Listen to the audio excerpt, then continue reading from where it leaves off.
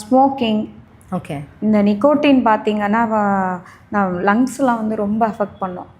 சிலர்லாம் பார்த்தீங்கன்னா ஒரு சில பேஷண்ட்ஸ் வருவாங்க, நான் வந்து ஒரு 20 இயர்ஸ் பேக் ஸ்மோக் பண்ணேன், ஆனால் இப்போ பண்ணுறது இல்லை, இப்போ ஸ்டாப் பண்ணிட்டேன்.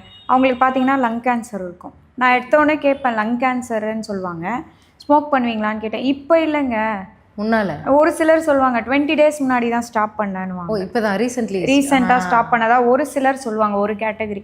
இன்னொரு கேட்டகரி ஆஃப் பீப்புள் என்ன சொல்லுவாங்கன்னா, 20 இயர்ஸ் பேக் நான் ஸ்மோக் பண்ணேன், 20 இயர்ஸ் பேக் வந்து நான் இந்த புகையிலலாம் அந்த ஹார்ன்ஸ் அந்த மாதிரி ஐட்டம்ஸ்லாம் சொல்லுவாங்க, குட்கா அந்த மாதிரிலாம், அதை வந்து நாக்கு கடியில் வைப்பேன், ஆனால் இப்போ வைக்கிறது இல்லை, இப்போ யூஸ் பண்ணுறது இல்லை நான் அப்படின்னு சொல்லுவாங்க.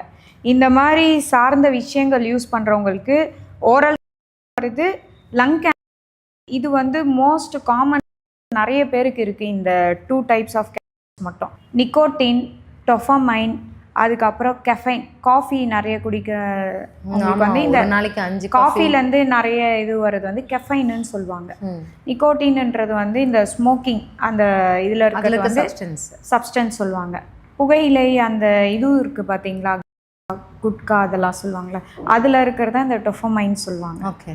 காஃபியில் இருக்கிறது கெஃபைன்னு சொல்லுவாங்க. இது எல்லாமே வந்து ஒரு அடிக்ஷனில் வர. கண்டிப்பாக இந்த அடிக்ஷன் இதுதான் இது எல்லாமே இதிலேருந்து வர்றது. அதுக்கப்புறம் நிறைய ஸ்டிராய்டு இன்ஜெக்ஷன்ஸ் யூஸ் பண்ணுவாங்க.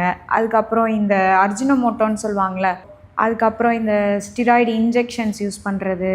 அதுக்கப்புறம் நிறைய டேப்லெட்ஸ்லாம் யூஸ் பண்ணுவாங்க, எல்லாத்துக்கும் பெயின் கில்லர்ஸ்லாம் நிறைய யூஸ் பண்ணுவாங்க. இதெல்லாம் பார்த்தீங்கன்னா உடலில் ஒரு கழிவுகளாக தேங்கி நிற்கும். இதை தான் கார்சினோஜெனிக் ஆன்டிஜென்ஸ்ன்னு சொல்லுவோம். இது எல்லாமே காஸ் பண்ணுற ஆன்டிஜென்ஸ்.